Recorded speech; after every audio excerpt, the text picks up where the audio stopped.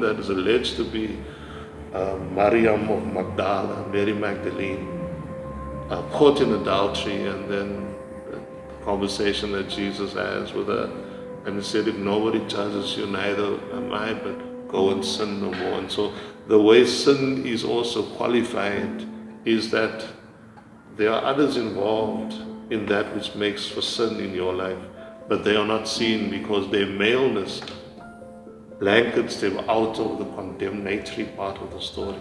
And so she's brought into sharp focus because, like the pregnant teenager, she is the last one that's most visible. So the ACDP itself, being a party based on godly governance and principles, strongly condemns such work, strongly discourages such work as well, insofar as it's being legalized. If Jesus is there to show us the fullness of the divine, then the divine is also represented in the flawed nature of our humanity and of the contradiction of this aspirations for perfection. Our view as a commission is that, sex workers are like we've seen elsewhere in the world, particularly in Holland, where they decriminalized sex workers and it became part of the labor market. And we will be pushing for the decriminalization of sex workers and make it part of the labor market. The ACDP supports Section 20 of the Immorality Act and Sexual Offences Act, that it should stay criminalized. In fact, if you are going to do that, it means that as government, you literally throwing your hands up to say there's nothing we can do around unemployment, there's nothing we can do around the scourge of drugs. Let people just engage in these kind of activities because we don't have a solution.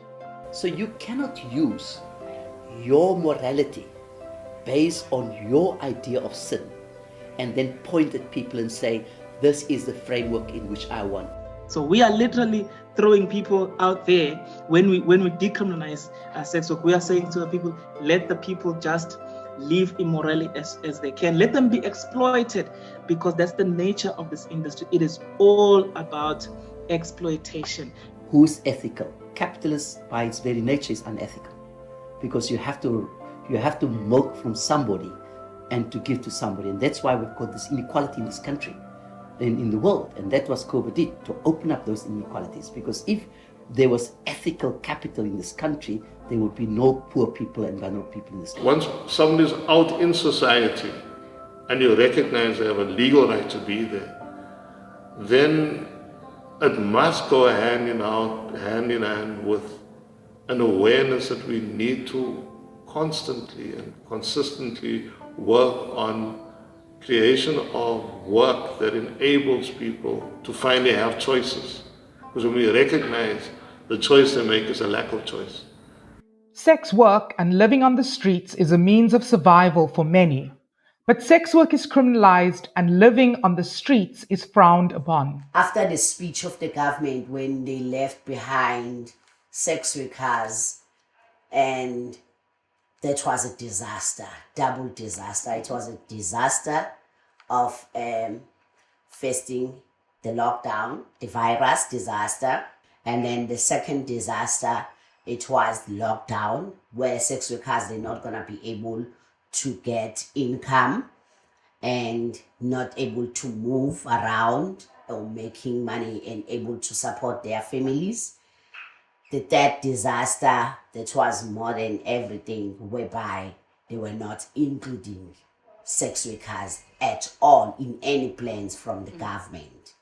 And as an organization, we started to thinking ways of how we're going to support sex workers. To me, to be an advocacy body, it means a lot to me. I learn a lot in the community. Even the interviewing that I was doing, it teach me a lot, something that I didn't know it. So Sweat create bigger bodies where people they will donate, and then Sweat use that donation to support sex workers. It was not so much money, but we were able to distribute coupons for 250. 250 is not gonna keep them for whole lockdown, the first lockdown. So that was a challenge.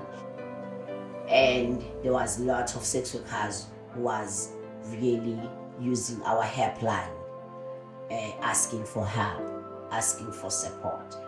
I had to sell myself for 40 rand, which is, I am not doing that just to sleep the kile. Usually I sell my sex for 100 rand, but during COVID-19, I had to lower my prices for the fact that I had to sleep the kile. It's not that I'm cheap, but there were no clients. So the effect of COVID-19 changed me. The COVID-19 pandemic and the state's response have highlighted South Africa's social crisis and conditions of poverty experienced by millions. From January to December, you are planning as a woman or as a sex worker that from January to December you want this for your child, you want this for your daughter, you want this for your family.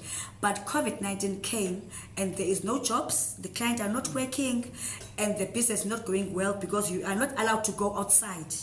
Social distance is killing us. The police are very, very, very angry because if you're outside without any letter, you're gonna be arrested. There was like, you go out with a permit before you go out. You must have a permit. So you're gonna face soldiers, you're gonna face law enforcement. The criminalization of sex work has not prevented people from selling sex to make a living, but it has undermined sex workers' access to justice and exposed them to exploitation and abuse by law enforcement officials. Police is the biggest human rights violations perpetrator, especially in South Africa and around the world. I think the police is not very friendly towards sex workers.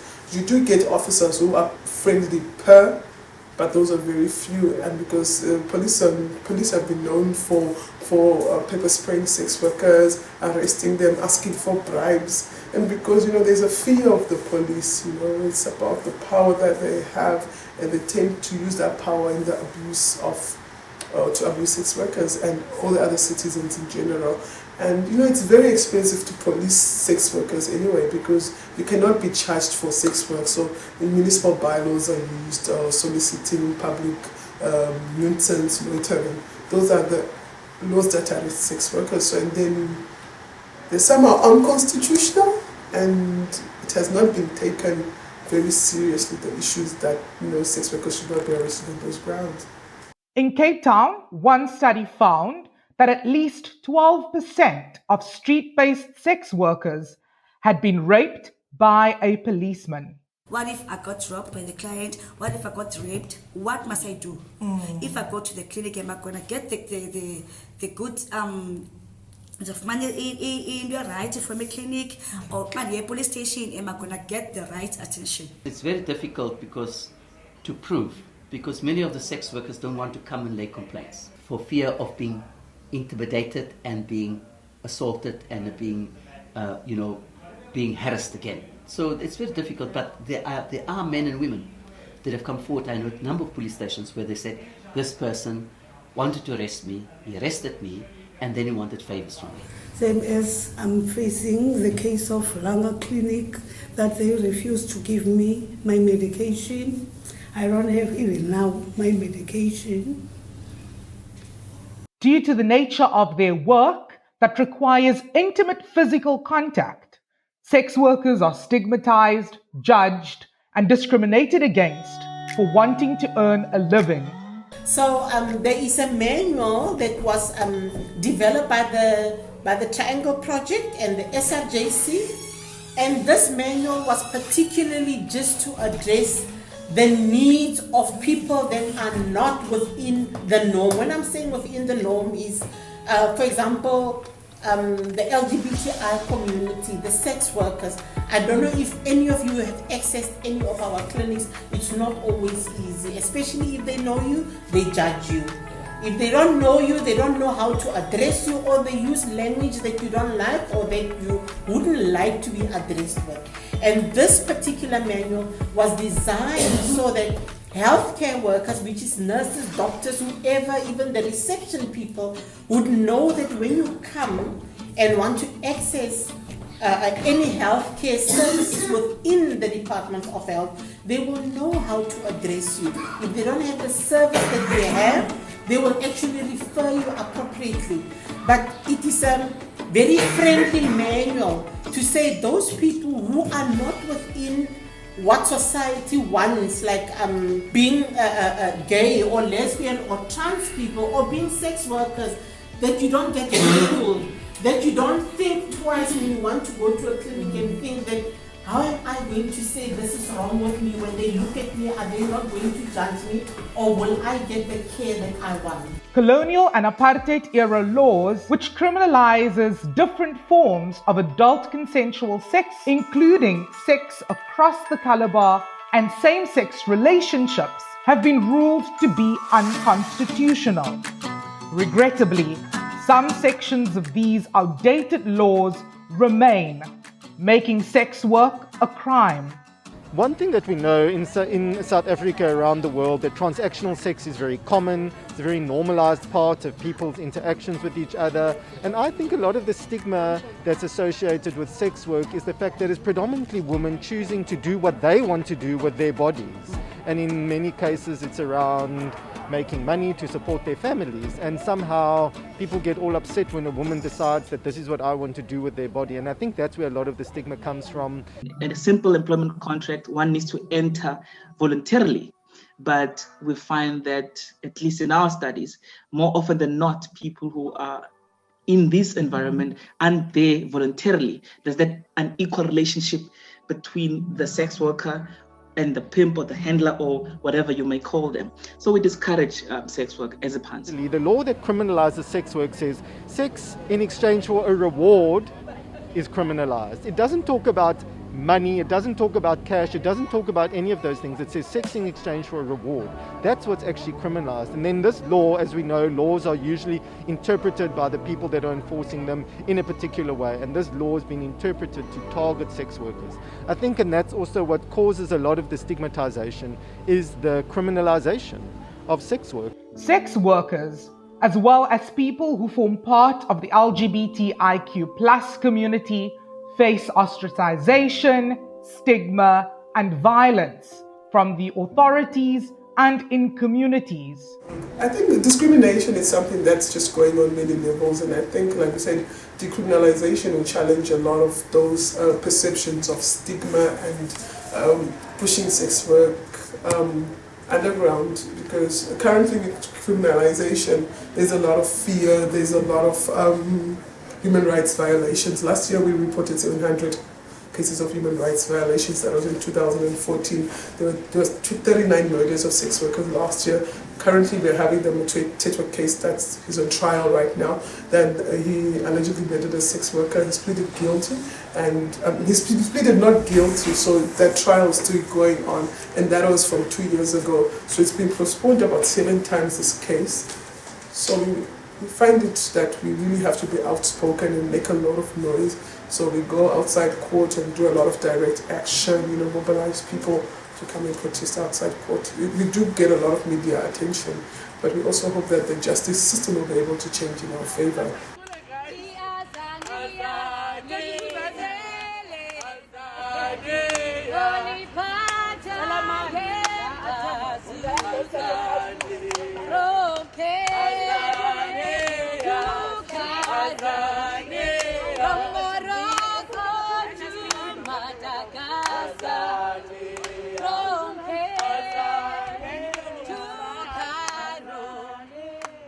here today, we gathered regarding the death of Robin, that he died on the police cells and right under the noise of the protection of the police, but the investigation haven't come back to us and let us know what happened to Robin in the police cell. So we have been waiting over the past 3 months and we never get information. So we want to know today what is the Human Rights Commissioner is thinking about this case and what is their stand on this case, because this is a human being we are talking about. Irregardless, Robin was homeless, but that doesn't mean that he's not a human being. That's the reason we are here today. We need answers. We need the Human Rights Commission to step in and give us answers. I got to know about Robin being allegedly committing suicide at the police station 2 days after that. And the story we heard was that Robin was forced to go to Strandfontein and she refused. And then she was arrested allegedly for being in possession of drugs. Allegedly. And then after 48 hours, they did not take her to court and she was kept beyond 48 hours. And then, of course, they found her dead in the cell. Current status, that is on the 3rd November, there has been no response by SAHRC on this matter. 1st December, Sweat sent the email to the SAHRC, request the contact information of SAHRC CEO to submit a complaint, but no response. We cannot deal with the case. It belongs to IPID. IPID needs to investigate that. And then IPID, I went the second time to IPID, and they told me there was, because the forensic pathologist or whoever it was, and I'm speaking under correction, was present, or the forensic people were present when they retrieved the body, investigated the body at the scene of the crime, alleged crime, in the cell. And then they decided that, you look, according to them, that there was, that it does appear to be suicide. It's difficult to understand why SAHRC does not at the very least acknowledge or receipt of the complaint.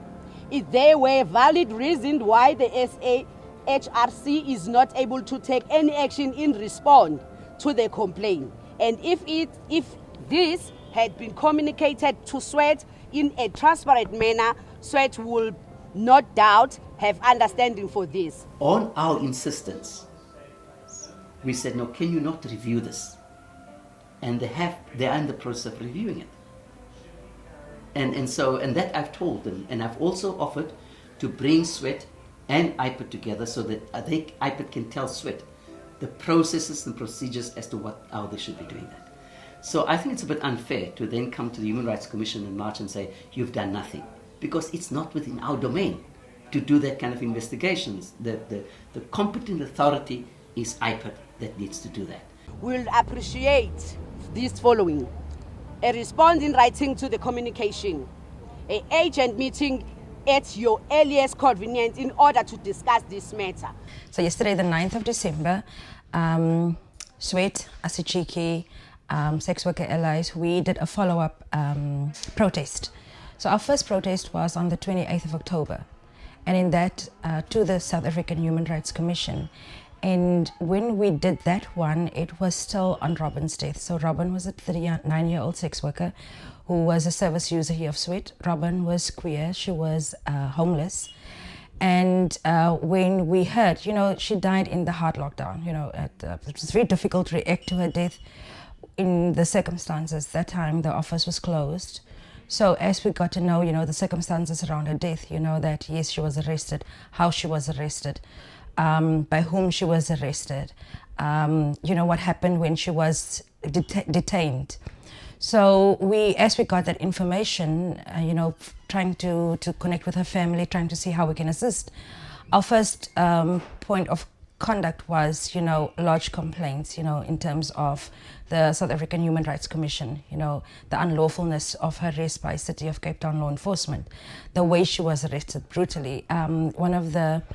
As we got the information around the circumstances around her arrest, she was searched by a male police, not even a police officer, law enforcement officer. She articulated that she's a woman. You know, this is not supposed to happen, because this is what we know about Robin. She's been a long-term service user of Sweat. She knew about her rights. She knew how to articulate her rights.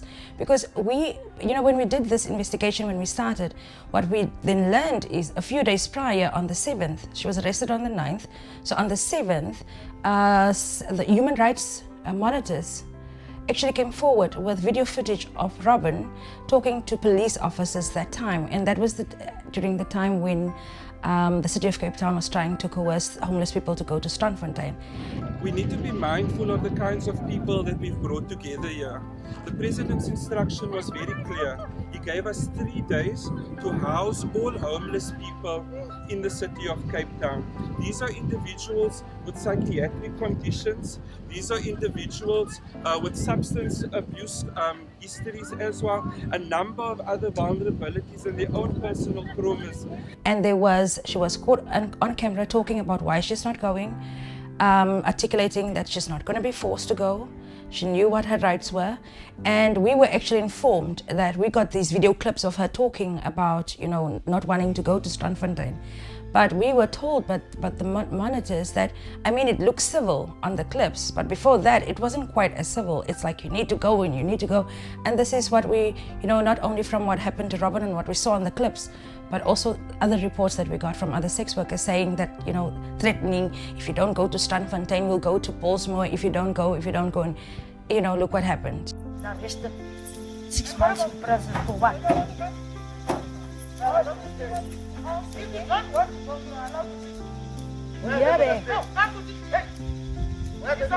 that allowed, sir? But why are we supposed to get locked up if we're not there to is it our right, most? Each one of us, each one gonna get stayed. But it ain't like this, officer. It's like one billion with everybody inside of Cape Town City, whatever, for the virus, which is more risky. So you have a reason to be outside on the street? Yeah, I'm monitoring this. Do you have paperwork? Yeah, we can ask her for the paperwork. We don't have rights here. We don't have rights. The other day they shot us with rubber bullets. I would like the government to decriminalize the sex workers, because once we decriminalize the sex workers, we'll have a lot of freedom. We'll be recognized as human beings. We'll be recognized that this is our job. We're not going anywhere. We work, this is our work. Sex work is our work. We're not going anywhere. We are working for our families. We are working for our children. So if ever government can give us our own space, then we can be able to do everything. Because our clients are not happy to go on the bush. Because also in the bush, there are clients that you can say they are clients, but they are scholars. Because we're facing the rape in the bush. We're facing people that you think they are clients, but they're busy raping you without giving you the money. You think that they are clients, but they are scholars. Second of all, if ever you can get our own space, then we can be able to do our work. Because sex work is our work, guys. That's all I can say. We can get our own space, then the clients can come to us, then we work in freedom. That's what we're working, we like for the government.